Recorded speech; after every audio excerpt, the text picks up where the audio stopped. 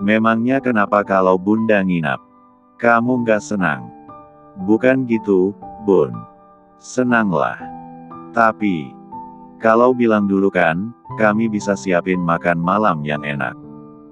Masakan enak gimana lagi?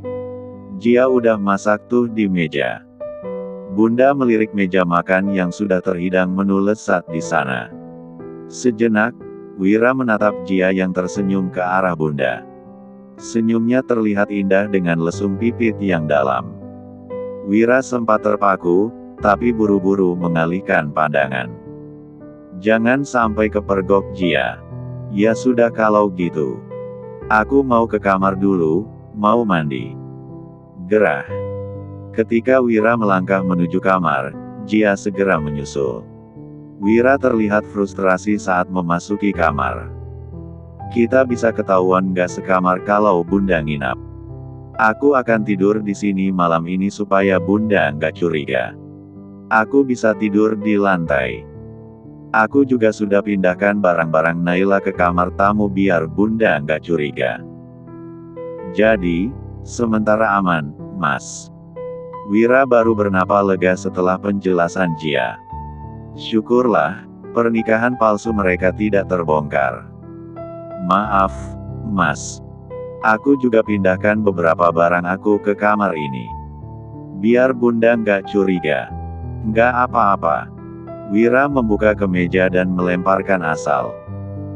Jia langsung mengalihkan pandangan ke arah lain, demi menghindari melihat da polos suaminya.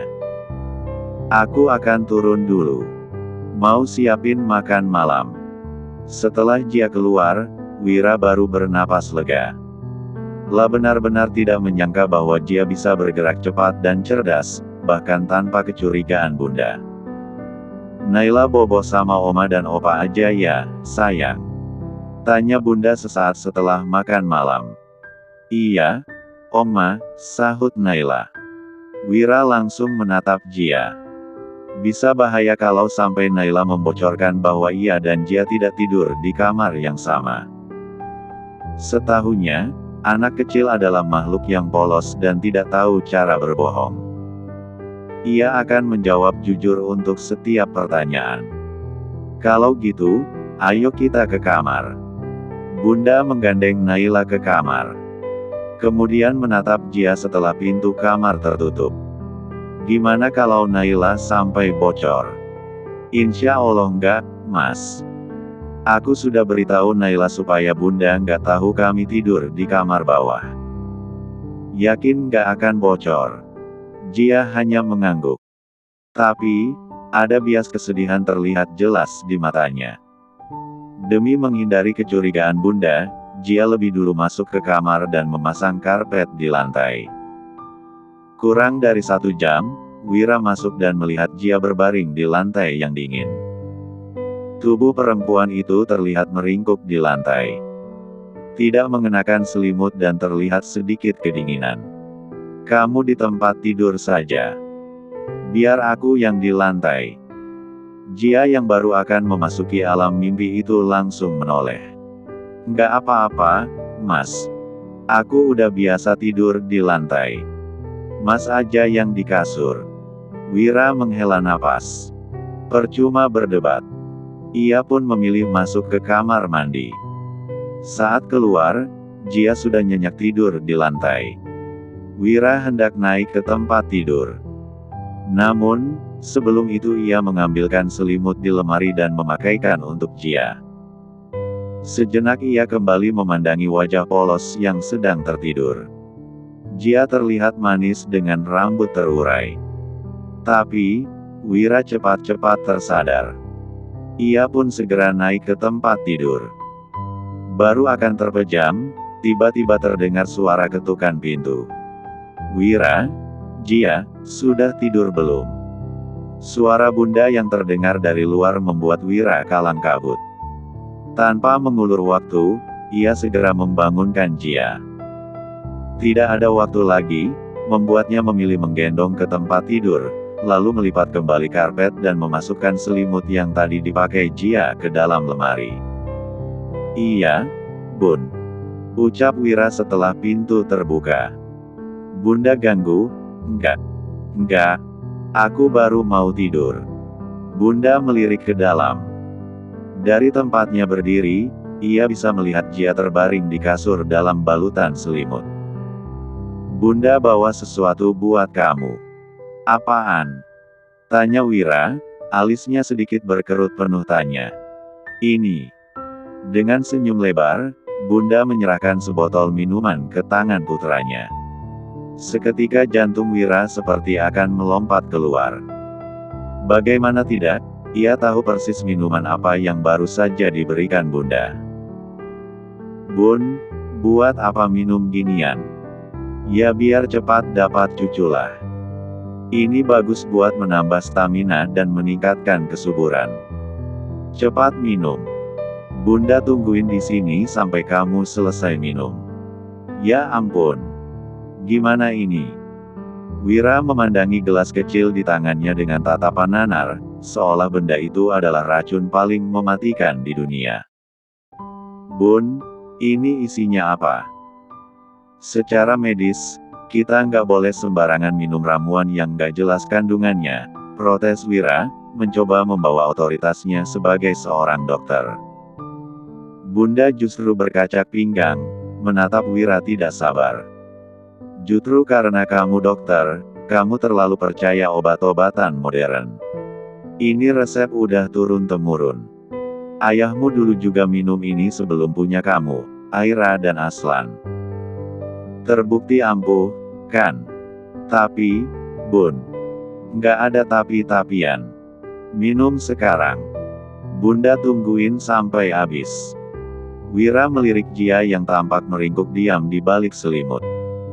Dengan helaan napas berat dan perasaan tertekan, ia menenggak minuman pemberian Bunda hingga habis. Rasanya getir, hangat, dan meninggalkan sensasi pedas di tenggorokan. Nah gitu, dong. Kalau Bunda lihat-lihat kamu ini lamban. Nggak ada romantis-romantisnya jadi suami. Ya masa mau pamer romantis di depan orang? Kan malu, Bun. Udah ah, Bunda mau tidur, ucap Bunda dengan senyum penuh kemenangan sebelum akhirnya menutup pintu kamar. Keheningan kembali menyergap. Namun, hanya dalam hitungan menit, Wira mulai merasakan ada yang salah. Dadanya terasa panas menjalar, napasnya perlahan memberat, dan detak jantungnya berpacu lebih cepat dari biasanya. Ia tak tahu apakah ini murni reaksi kimia dari ramuan itu atau sekadar sugesti yang mempermainkan pikirannya. Nggak mungkin. Ini cuma sugesti. Tapi, sial. Umpatnya lirih. Kamar Fang tadinya sejuk karena AC. Mendadak terasa pengap. Wira menarik kaosnya hingga lepas, menyisakan tubuh bagian atasnya yang polos. Mondar-mandir di depan tempat tidur seperti orang linglung. Setiap kali ia melirik ke arah kasur, matanya tertuju pada sosok Jia. Rambut perempuan itu terurai berantakan di atas bantal putih, dan posisi tidurnya yang agak miring membuat bagian lehernya terpapar cahaya lampu tidur yang redup. Wira membeku. Ia menelan ludah dengan susah payah. Sensasi di tubuhnya semakin tidak terkendali. Tepat saat itu, Jia menggeliat. Matanya terbuka perlahan, mengerjap beberapa kali sebelum akhirnya ia tersentak duduk melihat Wira berdiri di depannya tanpa atasan. Mas Wira, kok aku bisa di sini? Jia bertanya dengan suara serak khas orang bangun tidur. Ia menatap sekeliling dengan bingung, menyadari dirinya tak lagi di lantai. Wira berdehem, berusaha menormalkan suaranya yang mendadak berat. Tadi Bunda datang. Terpaksa aku angkat kamu ke kasur supaya dia nggak curiga. Karpetnya sudah aku simpan.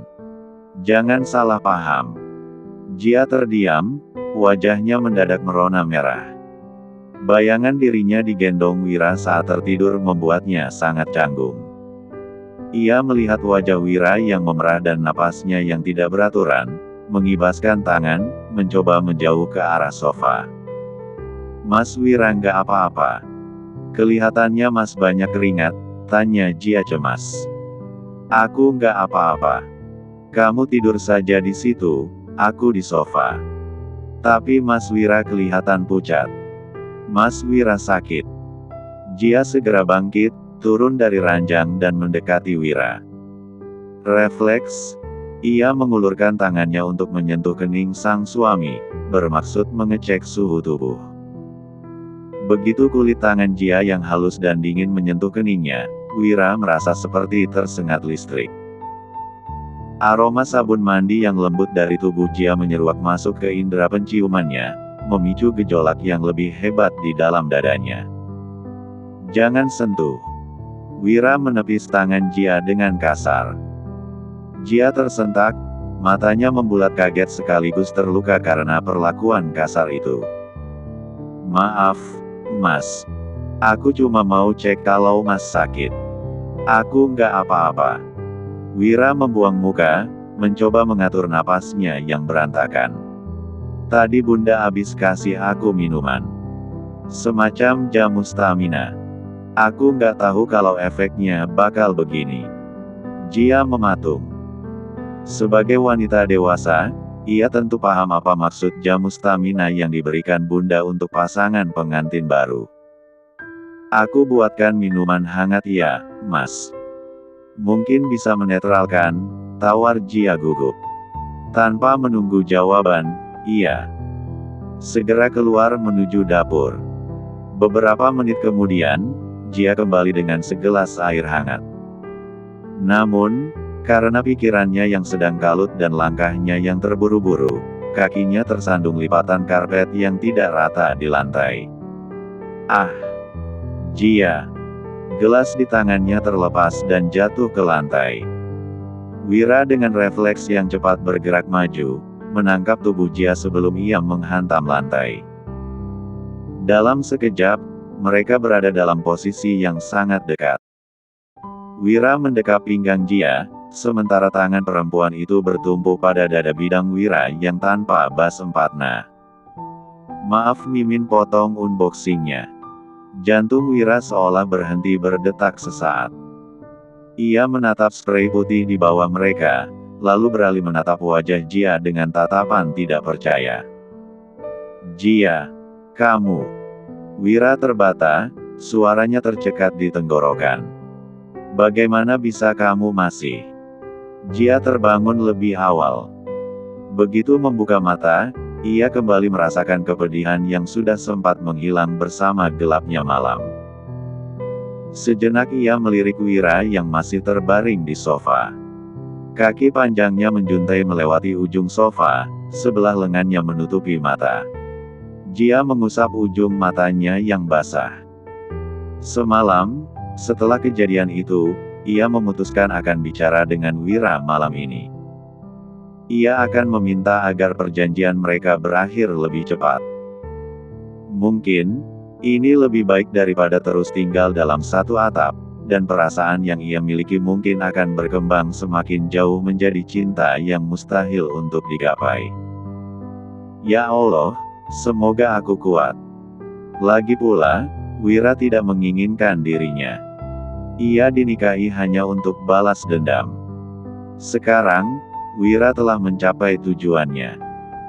Bukankah, seharusnya memang semua sudah selesai? Suasana di meja makan pagi ini terasa sangat kontras. Bunda tampak sangat cerah, sementara Wira dan Jia terlihat lebih banyak diam dengan kantung mata yang sedikit menghitam. Gimana tidur kalian semalam? Nyenyak. Tanya Bunda sambil tersenyum penuh arti ke arah Wira. Manjur nggak ramuan dari Bunda? Wira tersedak tehnya, sementara Jia sibuk memotong buah untuk Naila tanpa berani mengangkat wajah. Luar biasa, Bun. Aku sampai nggak bisa tidur, jawab Wira sarkas, namun Bunda menganggapnya sebagai pertanda baik. Baguslah. Namanya juga pengantin baru, harus penuh semangat. Bunda doakan bulan depan sudah ada kabar baik ya, Jia. Kalau mau resep minumannya, nanti Bunda kasih. Jia hanya tersenyum kaku, merasa dadanya sesak karena kebohongan yang semakin bertumpuk. Tiba-tiba, ponsel Wira di atas meja bergetar. Nama Aslan muncul di layar. Wira segera meminta izin untuk mengangkatnya. Ia memberi sedikit jarak sekaligus demi menghindari pembicaraan tentang semalam. "Halo, Kak Wira." Suara Aslan di seberang sana terdengar sangat datar, namun ada nada tajam yang tidak bisa disembunyikan. "Kamu masih simpan data alumni atau kontak teman-teman kuliahmu dulu? Aku perlu cek sesuatu." Wira mengernyit. "Data alumni? Ada, beberapa masih aku. Tapi buat apa, Kak?" "Ada urusan penting yang menyangkut seseorang. Aku akan pulang ke Jakarta pagi ini. Temui aku di kafenya Denny sore ini." "Tunggu. Ada apa ini? Apa ada masalah serius?" "Sangat serius. Ini tentang Dina." "Dina?" "Iya. Ada sesuatu yang terjadi dan aku butuh bantuan kamu. Tapi, please, jangan sampai Bunda tahu tentang ini." Sekilas Wira melirik ke arah Bunda yang sedang fokus sarapan dengan Jia dan Naila. "Jangan bilang Kak Aslan pergi ke Palembang sebenarnya untuk cari dia." "Iya, memang. Dan aku menemukan sesuatu yang mengejutkan." "Mengejutkan gimana?" "Aku nggak bisa cerita di telepon. Nanti saja kalau aku sudah pulang. Ingat, jangan sampai Bunda tahu." "Oke, aku mengerti." Setelah menutup telepon, dahi Wira berkerut. Perasaannya mendadak tidak enak. Mengapa Aslan menanyakan data alumni dan apa hubungannya dengan Dina? Seingatnya, Dina memang kuliah di kampus yang sama dengannya. Hanya beda fakultas. "Siapa? Wira? Kayaknya serius banget," tanya Bunda. "Dari rumah sakit, Bun. Ada urusan mendadak. Aku harus berangkat sekarang." Wira segera berdiri, mencium tangan Bunda, dan memberikan anggukan singkat pada Jia. "Loh, gitu doang pamitnya sama istri?" protes Bunda. Wira menarik napas. Ia tahu apa maksud Bunda. Dengan sedikit terpaksa, ia mendekat, mengecup kening Jia singkat, lalu menatap Naila dengan senyum dan membelai pipinya. "Dah, sayang." Sepeninggal Wira, hanya ada Bunda, Jia, dan Naila di meja makan. Dasar Wira. Dia dari dulu memang gitu. Kaku banget. Makanya kamu harus pintar-pintar bikin dia betah di rumah. Jia menunduk. Hatinya terasa perih. Bagaimana ia bisa melakukan tugas sebagai istri, sementara Wira memberi mereka jarak bagai jurang yang dalam. Tapi, Jia paham bahwa pernikahan mereka hanya sebatas perjanjian, tidak ada yang lebih. Hatinya saja yang lemah, sehingga diam-diam tumbuh perasaan yang tidak seharusnya terhadap Wira.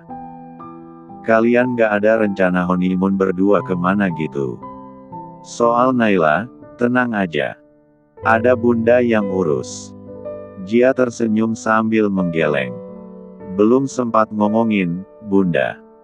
Mungkin, Mas Wira juga lagi sibuk. Masa buat istri nggak ada waktu? Kapan lagi bisa jalan berduaan kalau bukan sekarang-sekarang? Mumpung lagi hangat-hangatnya." Naila yang sejak tadi fokus dengan makanannya tiba-tiba bersuara dengan polosnya. "Mama." "Iya, sayang. Mama tadi malam bobo di lantai lagi." "Iya." Sendok di tangan Bunda terhenti. Suasana meja makan mendadak mencekam. Bunda menoleh perlahan ke arah Jia, matanya menyipit penuh selidik. "Gimana, sayang?" tanya Bunda. "Mama bobo di," ucapan Naila terpotong di udara karena tanpa sadar bibir mungilnya ditutup oleh Jia.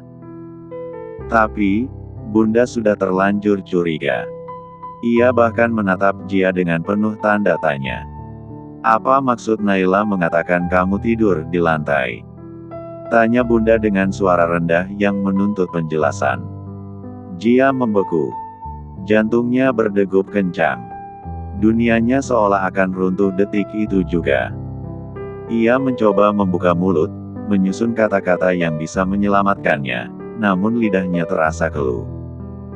Bunda. Itu, maksud Naila. Kamu nggak usah jawab. Potong Bunda, suaranya sudah tidak lagi sehangat tadi. Ada nada ketegasan yang menuntut kejujuran. Naila sayang, memang benar Mama tidur di lantai. Naila menatap Oma dengan mata bulatnya yang bening. Kata Mama, Om Wira itu dokter sibuk. Om Wira butuh banyak istirahat biar nggak capek. Makanya Mama sama Naila nggak boleh ganggu Om Wira bobo. Bunda tertegun. Pandangannya beralih sepenuhnya pada Jia yang kini tertunduk dalam. Jia, apa yang sebenarnya terjadi di antara kalian? Apa tujuan pernikahan kamu dan Wira sebenarnya? Kenapa harus ada yang tidur di lantai kalau tempat tidurnya cukup luas? Jia merasa matanya mulai memanas. Ia tidak sanggup jika harus berbohong di bawah tatapan penuh selidik namun syarat akan kekecewaan itu. Ia menoleh ke arah putri kecilnya, berusaha tetap tegar. Naila sayang, ke kamar dulu ya. Mama mau bicara sebentar sama Oma, ucap Jia lembut, meski suaranya sedikit bergetar. Naila yang penurut hanya mengangguk pelan. Iya, Mama. Jia mengawasi punggung kecil itu. Ia mengira Naila akan naik ke lantai atas, menuju kamar tamu tempat barang-barangnya dipindahkan semalam. Namun, dugaannya salah. Kaki mungil itu justru melangkah menuju area belakang, masuk ke sebuah kamar kecil di dekat dapur kamar pembantu. Dahi Bunda berkerut dalam. Tanpa kata, ia berdiri dan mengikuti langkah Naila. Jia tersentak, ia segera berdiri hendak menahan, namun gerakannya kalah cepat. Bunda mendorong pintu kamar di dekat dapur yang memang tidak tertutup rapat. Di sana, pemandangan menyedihkan terpampang nyata. Di atas ranjang sempit yang hanya cukup untuk satu orang itu, terserak boneka Naila. Ada tumpukan kecil pakaian Jia di lemari plastik sudut ruangan. Tidak ada pendingin ruangan, hanya ada jendela kecil yang menghadap ke arah tembok samping. Bunda mematung di ambang pintu. Napasnya naik turun karena emosi yang meluap. Ia berbalik dan menatap Jia yang sudah berdiri di belakangnya dengan air mata yang mulai luruh. Apa maksudnya ini?